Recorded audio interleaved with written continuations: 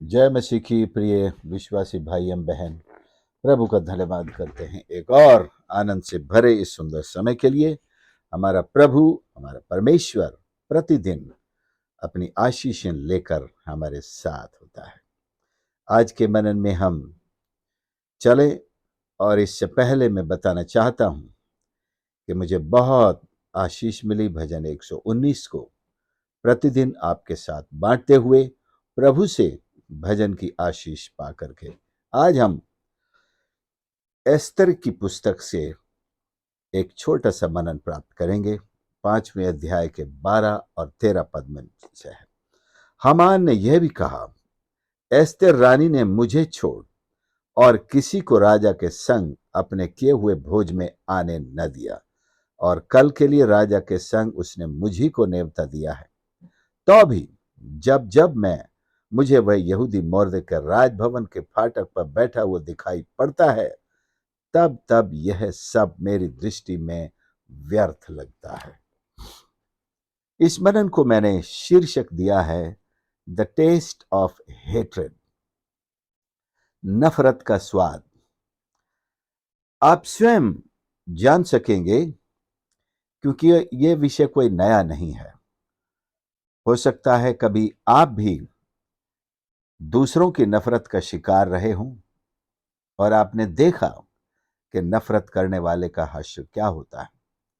या आप भी कभी शैतान के गुलामी में जब चलते थे, एक नफरत का भंडार शायद आपको भी शैतान ने गिफ्ट के तौर पर दिया हो, और उसके साथ साथ घमंड भी मिलता है। नफरत और घमंड दोनों भाई हैं जो साथ साथ रहते हैं, उनमें एकता है। लेकिन जब आप परमेश्वर की सच्चाई का सामना करते हैं, तब पाते हैं कि अच्छा हुआ मैं नफरत से बाहर निकल आया, छुटकारा पा लिया। नफरत की उस दुष्टात्मा से आपने आजादी पा ली, वरना इसका टेस्ट बहुत कड़वा है, जहरीला है, और इसका अंत मौत है। हामान में ये कूट कूट करके भरा हुआ था। उसको एक छोटी सी बात से ये चिढ़ मची थी कि मुर्दकाई उसको उन लोगों की तरह नमस्ते नहीं करता है, सलाम नहीं करता, या सर को नहीं झुकाता जो राजमहल के फाटक पर दूसरे लोग हैं, जो उनके अपने मतलब गैर यहूदी हैं, वो सब सर झुकाकर उसे शायद सलाम करते हैं। लेकिन मुर्दकई ने अपना सर केवल ईश्वर के आगे झुकाने का मानो अहद किया है, और मोस्टली सारे यहूदी यही करते हैं। वे अपने सर को केवल अपने परमेश्वर के आगे ही झुकाते हैं। और जो सच्चा भक्त होता है, वो हर किसी के सामने अपना सर झुकाना मूर्ति पूजा के बराबर गिनता है, क्योंकि सर केवल परमेश्वर के ही आगे झुकना चाहिए, किसी मनुष्य के आगे नहीं। क्योंकि मनुष्य को जब ईश्वर का दर्जा मिलेगा, तभी सर उसके आगे झुकेगा। मनुष्य के आगे सर झुकाने का मतलब है मनुष्य को ईश्वर का दर्जा देना। तो ये किसी भी यहूदी के लिए, भक्त यहूदी के लिए एक एक तरह से ईश्वर की निंदा की बात है। वो अपने धर्मशास्त्र की शिक्षा के अनुसार बिल्कुल सही था। लेकिन मोर्देकाई अपने आप को, जैसा कि उसके राजा के अशुरस के जमाने से या उसके राज में जैसा चलता है, वो भी उसी तरह मानता है। अब यहां यहूदियों का राज नहीं है, हमारा राज है, तो तुम जैसा हम चाहेंगे वैसा करेंगे। तो दिन प्रतिदिन जब भी वो महल से बाहर निकलता, जब सब सारे वॉचमैन या गेट कीपर्स उसके सामने झुक जाते, लेकिन एक बंदा सीधा खड़ा रहता था। और इतना ही नहीं, नफरत तो उसके दिल में भी थी हामान के प्रति, लेकिन उसकी नफरत जो है परमेश्वर की सच्चाई को कायम रखने के लिए, परमेश्वर की के प्रति वफादारी को कायम रखने के लिए है। वो चाह कर भी हामान को खुश नहीं कर सकता। हामान के लिए अपना सर नहीं झुका सकता। तो क्या होता है, हामान जब उसका कद इतना बड़ा हो जाता है, और खासकर जब उसने सारे यहूदियों को एक यहूदी के कारण सारी दुनिया में एक ही दिन में नाश करने का फरमान राजा से साइन करवा लिया और भेज भी दिया, और ये बात एस्तर रानी को पता नहीं होती है, और मोर्देकाई उस तक खबर पहुंचाता है। तब वो 3 दिन और 3 रात अपनी सहेलियों के साथ प्रार्थना उपवास करती है और कुछ नहीं खाती और पीती है। वो इस तैयारी के लिए था कि वो राजा के सामने जाएगी और अपने लोगों के लिए राजा से भीख मांगेगी, उनकी जिंदगी की भीख मांगेगी। लेकिन आप एस्तेर रानी के काम करने को के तरीके को सर झुकाकर सलाम करेंगे, किस तरह उसने परमेश्वर के आत्मा की अगुवाई से, बड़ी समझदारी से, बड़ी दिलेरी से काम किया और यहूदियों के शत्रु को पूरी तरह नष्ट करवाया। राजा के पास जब 3 दिन के बाद जाती है, तो राजा उसके, क्योंकि बिना इनविटेशन के कोई भी रानी राजा के पास जा नहीं सकती थी, लेकिन यहां जिंदगी और मौत का सवाल आ गया था। उसने कहा, अगर मैं मर गई तो मर गई, क्योंकि उसके चाचा मुर्दकाई ने उसको ऐसी चुनौती भर दी थी, वो फिर अपनी मौत को भी बिल्कुल गले लगाने के लिए तैयार थी। चुनौती यह थी, क्या जाने कि इसी समय के लिए परमेश्वर ने तुझे महल में भेजा है कि तू अपने लोगों को बचाने में कामयाब हो। वो वहां पहुंचती है और उसके उपवास और प्रार्थना का ये नतीजा होता है कि राजा अपना राजदंड उसकी तरफ आगे बढ़ाता है, मतलब कि तुम सिंहासन के पास आ सकती हो।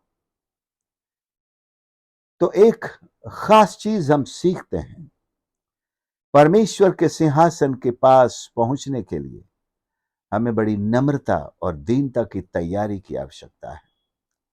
हमें उपवास के साथ प्रार्थना की तैयारी की आवश्यकता है कि परमेश्वर अपना राजदंड ऐसे समय में भी आगे बढ़ा दे जब कोई वहां प्रवेश करने के लिए अनुमति नहीं है उसे। लेकिन नए नियम में परमेश्वर ने हर समय परमेश्वर के सिंहासन के पास आने की अनुमति दी है। दिन हो, रात हो, संकट हो, अच्छे दिन हो, बुरे दिन हो, हर समय जहां कोई चाहे। अब किसी मध्यस्थ की जरूरत नहीं, हम परमेश्वर की उपस्थिति में आ सकते हैं। लेकिन यह हमेशा ऐसा नहीं था, पुराने नियम में ऐसा नहीं था। केवल महायाजक ही लोगों की तरफ से भेंट लेकर, लहू का बलिदान लेकर के जाते थे। लोगों की प्रार्थनाएं, विनतियां वही परमेश्वर के आगे रखते थे। आज भी कुछ कलीसियाओं ने ऐसे ही नियम बना रखे हैं कि वेदी के पास सब नहीं आ सकते हैं, वो अपने पास्टर के पास, फादर के पास तक पहुंच सकते हैं। उसके आगे फादर की जिम्मेदारी है, पास्टर की जिम्मेदारी है कि वो उनकी विनतियों को परमेश्वर के पास पहुंचाए। खैर, हामान की बात हम कर रहे हैं। नफरत से भरा हुआ, दबा दबा कर, हिला हिला कर भरा हुआ एक इंसान, जिसकी नफरत मोर्देकई को देख करके छलकने लगती है। अब उसने लगा है कि एस्तर रानी ने राजा के साथ मुझे भोजन पर बुलाया। इसका मतलब दुनिया के 127 प्रांतों पर जहां अश्वरस का राज्य चलता है, वहां उसके बाद मेरा ही नंबर है। आज अगर राजा को कुछ हो जाए, अगला राजा सुन लेना हामान ही होगा। इतना घमंड उसमें भर चुका। लेकिन एक आदमी उसके साम्राज्य में जो से बस झुककर नमस्ते नहीं करता है, उसका सारा क्रोध, सारा गुस्सा, सारा घमंड, लड़ाई की सारी टैक्टिक्स उसी के ऊपर उतरने के लिए या उतारने के लिए आमादा हो गया। कल जब मैं एस्तर रानी का भोज लेकर के बाहर निकलूंगा, तब भी ये ऐसे ही मेरे साथ सलूक करेगा, जबकि सारी दुनिया जान चुकी है राजा के बाद मैं ही हूं। घर वालों ने एक सलाह दे डाली उसे। शायद उसकी पत्नी ने सलाह दे डाली। क्या सलाह थी? उसकी पत्नी जेरेश ने और उसके सब मित्रों ने उससे कहा, देखिए, जब इंसान घमंड से पूरी तरह भर जाता है, अपने लोग भी सही सलाह नहीं दे पाते हैं। अपने लोग भी मरने की सलाह देते हैं। हालांकि उन्होंने इसे मरने की सलाह नहीं दी थी, मोर्देखाई को मारने की सलाह दी थी। लेकिन कैसे दाव उल्टा पड़ा। उसने कहा, मित्रों ने उससे कहा, 50 हाथ ऊंचा फांसी का खंबा बनाया जाए। 50 हाथ का मतलब होता है 75 फीट।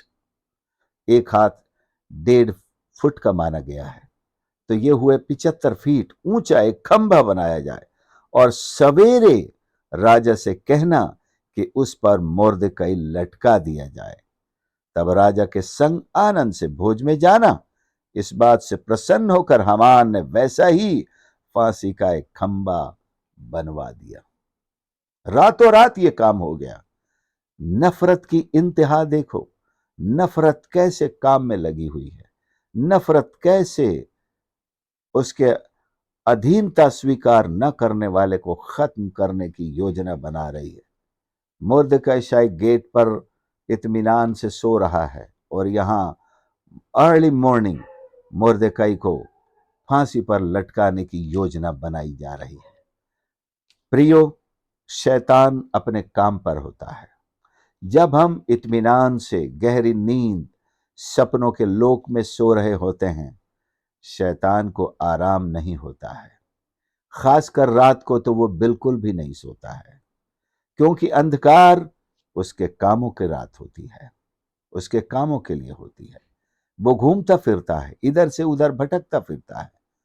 मोर्देकाई ने अपने आप को शैतान के हाथ पूरी तरह बेच दिया और वो बड़े सवेरे राजा के आंगन में जा पहुंचा, राजा से परमिशन लेने के लिए कि मोर्देकाई को फांसी पर लटका दिया जाए। उधर परमेश्वर भी अपने लोगों को के बचाव के लिए जाग रहा होता है। राजा की नींद उसने पहले से उड़ा दी। जब शाम को मोर्देकाई अपने मित्रों और पत्नी के साथ इतनी बड़ी बड़ी डींगे मार रहा था, अपने बड़े बड़े भविष्य के सपने देख रहा था, परमेश्वर ने राजा की नींद उड़ा दी। उसने इतिहास की पुस्तक मंगाई और अपने सिपाहियों से कहा, मुझे पढ़कर सुनाई जाए। कई बार इतिहास की किताबें पढ़ते पढ़ते राजा लोग सुनते सुनते सो जाया करते थे और पढ़ने वाला शायद पढ़ता रहता था। उस रात उसे नींद न आई, इतिहास सुनने पर भी नींद नहीं आई। और इतिहास में एक घटना का वर्णन आया जिसमें 2 गार्ड्स ने राजा को मारने की कोशिश की थी और दोनों पकड़े गए। वो मोर्देकाई के कारण पकड़े गए थे और दोनों को सजा हुई और वो कहानी वहीं खत्म हो गई। राजा ने पूछा, इस गार्ड को क्या कोई इनाम दिया गया? ने कहा, महाराज, इनाम के बारे में तो नहीं लिखा है, उसको शायद इनाम नहीं दिया गया है। तो राजा को एकदम से लगा कि नहीं, उस व्यक्ति की प्रतिष्ठा होनी चाहिए जिसने राजा का सम्मान किया, राजा की इज्जत की, न राजा को मरने से बचाया और देश को यानी कि एक तरह से बड़े कैसी स्थिति में जाने से बचा लिया। उसे आवाज आई, ऐसा लगा कि कोई आंगन में है। तो पूछा, आंगन में कौन है? तो गार्ड्स ने देखा वहां तो हामान। महाराज, आंगन में हामान आया। ओ गुड मैन, बुलाओ, ये तो सही व्यक्ति है, बुलाओ इसे। जी महाराज। इससे पहले कि हामान अपनी बात कहता, राजा ने कहा, परमेश्वर जिसका सम्मान करना चाहे, इज्जत करना चाहे, उसके लिए क्या किया जाना चाहिए। हामान ने सोचा, अब तो राजा के बाद मैं ही हूं, राजा और किसका सम्मान करना चाहेगा, तीसरा तो कोई है नहीं।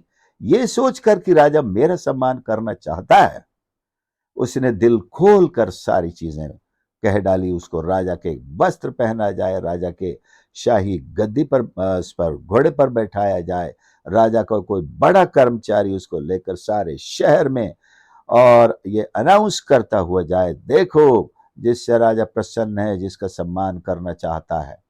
उसने कहा, तूने जो कुछ कहा है उसमें से एक भी बात गिरने न पाए, जा मुर्देकाई का सम्मान कर। उसने माथा ठोक लिया, ये क्या हो गया, आसमान से गिरा, खजूर में भी न अटका, जमीन पे आ धमका। लेकिन राजा का आदेश करना पड़ेगा उसे। उसने सुबह सुबह मोर्देकाई को राजा के वस्त्र पहनाए, राजकीय वस्त्र, राजा के घोड़े पर बैठाया और खुद पैदल घोड़े की लगाम पकड़ के चला और साथ में ढेरों सैनिक लेके आगे पीछे चला और यह अनाउंस करता गया, देखो परमेश्वर का, देखो जिससे राजा प्रसन्न है, जिसकी प्रतिष्ठा करना चाहे, उसके साथ ऐसा सलूक होगा। और ये काम खत्म करके मुंह छिपाकर फिर वापिस आया। लेकिन परमेश्वर ने हामान के षड्यंत्र को राजा पर भी प्रकट कर दिया। जब खाने के लिए आया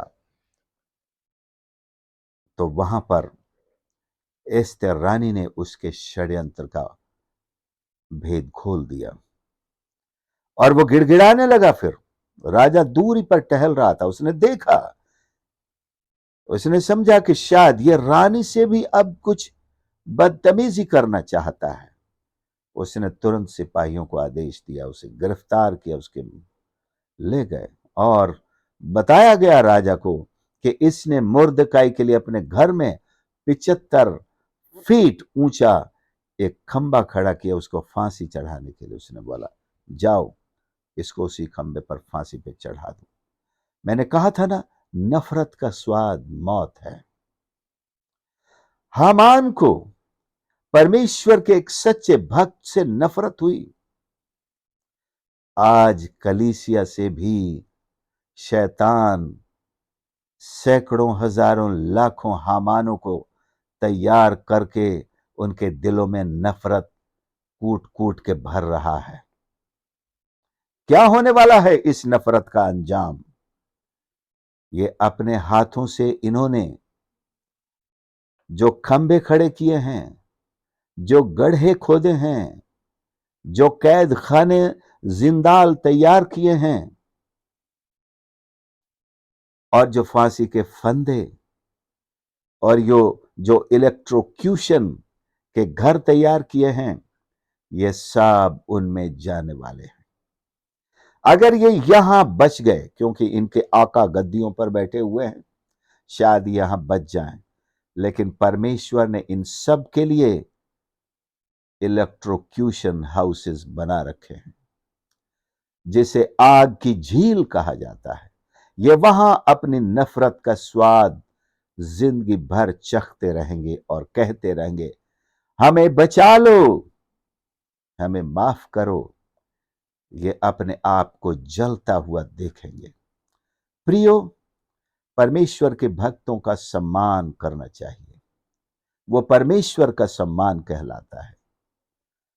कलीसिया का सम्मान होना चाहिए। ये परमेश्वर की देह है। नफरत को हरगिज अपने आंगन में किसी भी पेड़ के रूप में पनपने न दें। अपने दिल के किसी कोने में इसे जगह न दें, क्योंकि इससे एक बुरा स्वाद हमारे अंदर पैदा होता रहता है और किसी दिन ये हद से ज्यादा बढ़ जाएगा तो प्राण ले बैठेगा। परमेश्वर ने मना किया है। परमेश्वर का वचन घमंड से सावधान करता है। घमंड से चढ़ी आंख हो, या घमंड से भरा हुआ दिल हो, घमंड से भरा हुआ स्वभाव हो। घमंड तभी आता है जब लोगों के पास बहुत संपत्ति होती है, या बहुत सारा ज्ञान होता है, या बहुत सारा पॉलिटिकल पावर होता है। कईयों के पास तो धार्मिक ज्ञान भी घमंड ले आता है। संस्कृत की एक श्लोक है जिसमें लिखा विद्या ददाति विनयम। विद्या जो है ये विनय या नम्र होना सिखाती है। लेकिन घमंड ये विद्या की पहचान नहीं है। जिनके पास विद्या नहीं होती है वो विद्या के होने का दावा करते हैं, समझ बुद्धिमान होने का दावा करते हैं, इसलिए वो घमंडी हो जाते हैं क्योंकि उनमें। आइए हम प्रार्थना करें, परमेश्वर हमारी रक्षा करें, इस तरह के सारे स्वभाव हमसे दूर रहें। प्रभु यीशु ने कहा मुझसे सीखो क्योंकि मैं मन में नम्र और दीन हूं। दीनता हमें ऊंचे पर चढ़ाएगी, दीनता हमें तरक्की देगी, दीनता हमें प्रमोशन देगी, दीनता हमें मौत से बचाएगी। अगर आपसे कई बार गलती हुई होगी, अगर आप तुरंत आपके मुंह से निकला आई एम सॉरी सर, मुझे माफ कर दीजिए, आप बच गए, आपको कोई सजा नहीं मिली, आपको छोड़ दिया गया। लेकिन यदि आपने कहा मैंने कोई गलती नहीं की है, मैंने नहीं किया ये, मैं नहीं मानता अपनी गलती, तो आपने अपना सर मुसीबत में डाला होगा। लेकिन समझदार लोग कदम पीछे खींच लेते हैं, नम्र हो जाते हैं, शत्रुओं के सामने भी नम्र हो जाते हैं। हम धन्यवाद करते हैं परमेश्वर का जो हमें नम्र होना सिखाते हैं, क्योंकि यह संसार अभी हमारे अधीन नहीं है, अभी हम कुर्सी पर नहीं हैं, अभी शैतान इस संसार का हाकिम है। और इस संसार के जितने हाकिम हैं वो उसी से आदेश लेकर काम कर रहे हैं। हमें बड़ी सावधानी से, बड़ी चतुराई से हमें काम करना है। कहा है सांप के समान चतुराई से काम करना है, कबूतर के समान भोले बनना है।